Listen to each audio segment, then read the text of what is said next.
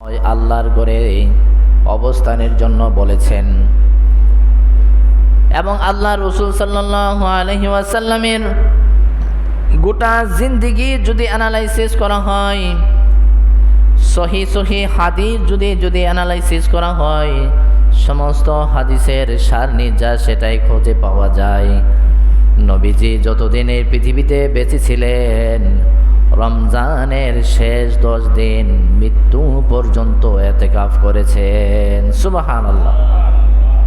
যতদিন পর্যন্ত আল্লাহ রাসূল এই পৃথিবীতে ছিলেন, রমজানের শেষ 10 দিন কখনো এতেকাফ ছাড়েন নাই। যেমনটা আল্লাহ রাসূল সাল্লাল্লাহু আলাইহি ওয়াসাল্লাম হাদিসের মধ্যে বলেছেন, কানান নবিয়্যু সাল্লাল্লাহু আলাইহি ওয়াসাল্লাম ইয়াতাকিফু ফিল আশরিল আওয়াখির মিন রমাদান হাত্তা তাওয়াফাহুল্লাহ। নবীজি বলেন, আমার গোটা জিন্দেগীর শেষ পর্যন্ত, মৃত্যু পর্যন্ত রমজানের শেষ 10 দিন আমি এতেকাফ করেছি। ওয়ামিন আজওয়াজিহি, এবং রসুলের ইন্তেকালের পর আজওয়াজ রসুলের স্ত্রীগণও এতেকাফ করেছেন। সুবহানাল্লাহ। তাহলে এতেকাফ রসুল করেছেন কিনা? কথা বলেন, করেছেন কিনা? এখন এতেকাফটা কি? যেহেতু আল্লাহ রসুল গোটা জিন্দেগিতে কখনো ছাড়েন নাই, এই জন্য এতেকাফ করা সুন্নতে মুআক্কাদায়ে কিফায়া। সুন্নতে মুআক্কাদায়ে কিফায়া। বলেন, সুন্নতে মুআক্কাদায়ে কিফায়া। অর্থাৎ এটা এমন একটা সুন্নত যেটা রসুল কখনো ছাড়েন নাই, এবং সেই সুন্নতটা পালনের ব্যাপারে সাহাবে কেরামদেরকে তাগিদ দিয়েছেন। তাহলে গোটা একটা মহল্লার পক্ষ থেকে কমপক্ষে একজন যদি এতেকাফ করে, তাহলে এই মহল্লার মানুষ থেকে এর হক আদায় হয়ে যাবে। যদি কেউ আদায় না করে, মহল্লার প্রত্যেকটা মানুষ এই সুন্নতে মুআক্কাদায়ে কিফায়া তরক করার কারণে গুনাহগার হবে। তাহলে এই এতেকাফটা এটা কোনো সাধারণ আমল? কথা বলেন, এটা কি কোনো সাধারণ আমল? কি লাভ এই এতেকাফ করলে? আমরা তো লাভ ছাড়া কোনো কাজ করি না। কথা বলেন, কাজ করি? এতেকাফ করলে কি দিবে? এতেকাফ করলে ঈদের আগের দিন মসজিদ থেকে কিছু টাকা দিবে, এটা হচ্ছে আমাদের লাভ। কি বলেন, দিবে না? এটা লাভ না? যদি মসজিদ কমিটির পক্ষ থেকে যারা মসজিদে এতেকাফে বসবে 50,000 টাকা করে দেয়, এতেকাফের লোক কেমন হবে বলেন তো? জায়গা হইতো না। কি বলেন, মসজিদ এখনই 2 তলা বানাইতে হবে? যে 10 দিনে 50,000 টাকা, এই অফার কেউ ছাড়ে? ঈদের মার্কেটটা জমজমাট হবে, ঈদরা এবার অন্য লেভেলের হবে। কথা বলেন, ঠিক কিনা? এখন আল্লাহ তাআলা কি দিবেন বলেন? যদি এমন হইতো যে 10 দিন এতেকাফ করার পর ঈদের চাঁদ যেদিন উঠছে সন্ধ্যার সময়, ওই দিন আসমান থেকে একটা টাকার বস্তা আপনার টিনের চালের পর দুপুরদা পড়তো, তাহলে কি কম হইতো? কথা বলেন, কম হইতো? লোক কি কম হইতো না বেশি হইতো? বেশি হইতো। এখন আল্লাহ তাআলা বান্দাকে দেন একটু সুযোগ, সময় দিয়ে দেন। সরকারি প্রসেসগুলা খুব তাড়াতাড়ি হয় না, লেট। একটা চাকরির ইন্টারভিউর পর পেলি, রিটেন, ভাইভা, গণবিজ্ঞপ্তি, নিয়োগ 1-1.5 বছর লাগে। এই চাকরি হওয়া যেমন সহজ, যাওয়া আরও কঠিন। সরকারি চাকরি হওয়া যেমন সহজ, যাওয়া আরও কঠিন। আর আমাদের মসজিদের ইমামতি হওয়া যেমন সহজ, যাওয়া আরও সহজ। কি বলেন? হওয়া যতটুকু সহজ, যাওয়া কি আরও সহজ। কারো বিরুদ্ধে ওয়াজ লাগলে হুজুরের চাকরি শেষ। কি বলেন, সহজ না?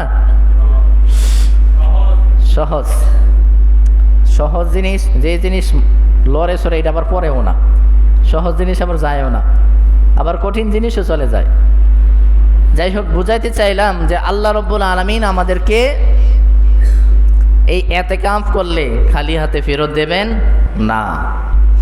আল্লাহ রাসূল সাল্লাল্লাহু আলাইহি ওয়াসাল্লাম বলেছেন, হযরত ইবনে মাসউদ রাদিয়াল্লাহু তাআলা আনহু বলেন, যে ব্যক্তি ইতিকাফ করবে রমজানের শেষ 10 দিন, আল্লাহ তাআলা তার মাঝে এবং জাহান্নামের মাঝে 3 পরীক্ষা সমপরিমাণ ব্যবধান রেখে দিবেন। সুবহানাল্লাহ বলবেন না? জাহান্নাম কাছে হইলে বালা না দূরে হইলে বালা? এখানে একটা আগুনের কুণ্ডলী আছে, বিশাল বড় আগুনের কুণ্ডলী। এর থেকে যত দূরে থাকা যায় আগুনের তাপ আপনার তত কম লাগবে। কথা বলেন ঠিক না? আগুনের কাছাকাছি আপনি যতই যাবেন আগুনের তাপ আপনার শরীরে তত বেশি লাগবে। কথা বলেন ঠিক না?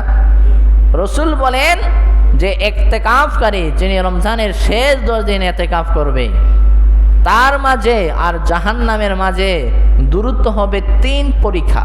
কয় পরীক্ষা? এক পরীক্ষার দূরত্ব হচ্ছে মিনাল মাশরিক ইলাল মাগরিব, পূর্ব থেকে পশ্চিম পর্যন্ত যেমন দূরত্ব, এক পরীক্ষার দূরত্বের পরিমাণ হচ্ছে তেমন। বলেন সুবহানাল্লাহ। তাহলে এই পৃথিবীর 3 দূরত্ব পরিমাণ দূরত্বে চলে যাবে জাহান্নাম, সেই লোকটা হচ্ছে ইতিকাফকারী। বলেন সুবহানাল্লাহ। বলেন এটা আমাদের জন্য সহজ না ভালো? জাহান্নামটা কাছে হইলে কি ভালো ছিল? তাহলে বোঝা যায় আল্লাহ তাআলা যারা ইতিকাফ করবে তাদেরকে জাহান্নামে দেবেন না। এটা হচ্ছে প্রথম তার জন্য উপহার। দ্বিতীয় নম্বর উপহার হচ্ছে আল্লাহ নবীজি বলেন, মান ইয়াতাকাফা ফি আশর রমাদান কানা কাহাজ্জাতাইনি ওয়া উমরাতাইন, যে ব্যক্তি রমজানের শেষ 10 দিন ইতিকাফ করবে, আল্লাহ রাব্বুল আলামিন তার আমলনামার মধ্যে 2টা উমরা, 2টা কবুল হজের সওয়াব দিয়ে দিবেন। বলেন সুবহানাল্লাহ। কয়টা উমরা, কয়টা হজ কবুল?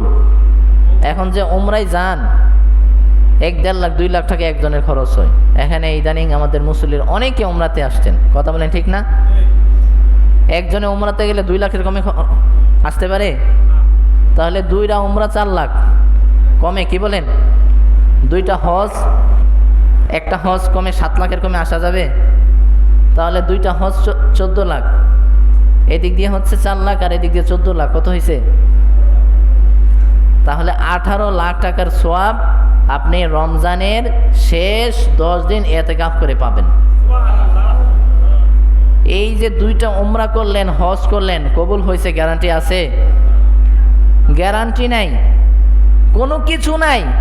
কিন্তু আমার আল্লাহ তার রাসূলকে জানিয়ে দিয়েছেন, যারা রমজানের শেষ 10 দিন ইতিকাফ করবে, কবুল হয়েছে এমন 2টা হজ, এমন 2টা উমরার সওয়াব দেওয়া হবে। আল্লাহ কি কম দিয়েছেন? বলেন, আল্লাহ কি কম দিয়েছেন ইতিকাফকারীকে? কম দিয়েছেন না বেশি দিয়েছেন? তারপরও আমরা ইতিকাফে বসতে চাই না, কারণ এটা আমরা নগদে পাই না। আমরা বাঙালি হচ্ছে নগদে বিশ্বাসী, কিন্তু আমার আল্লাহ রাব্বুল আলামিন যা কিছু ওয়াদা করেছেন, একটা ওয়াদাও কখনো ভঙ্গ করেন নাই। কথা বলেন ঠিক কিনা? আল্লাহ বলেন, ইন্না ওয়া'দাল্লাহি হক। আল্লাহ বলেন, ও বান্দা, আমার ওয়াদা হচ্ছে সত্য। লা ইউখলিফুল মিআদ, আমি যা ওয়াদা করি বান্দার কাছে, আমার ওয়াদা আমি কখনো ভঙ্গ করি না। বলেন সুবহানাল্লাহ। আল্লাহ ওয়াদা ভঙ্গ করেন? আমরা তো মাশাআল্লাহ ফেরেশতার মতন মানুষ। একজন আপনার থেকে টাকা পায়, আপনি বলছেন যে বিকালে এসো টাকা দিয়ে দিব, তো এই বিকাল যে কয় বিকাল গেছে, উনি আপনার বাড়িতে আসতেছে, ওনার 2-1 জোড় জুতা পারে ছিঁড়ছে।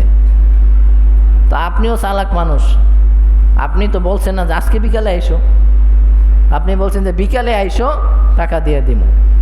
এইটা যে কোন বিকাল, এই 2025 সালে না 26 সালের, এটা তো আর বলেন নাই। ওয়াদা আমাদের ভঙ্গ হয় কিনা? ওয়াদা খুব সেন্সিটিভ বিষয়। আপনি যখন ওয়াদা করবেন ওয়াদা যদি রাখতে না পারেন তাহলে কিন্তু ওয়াদা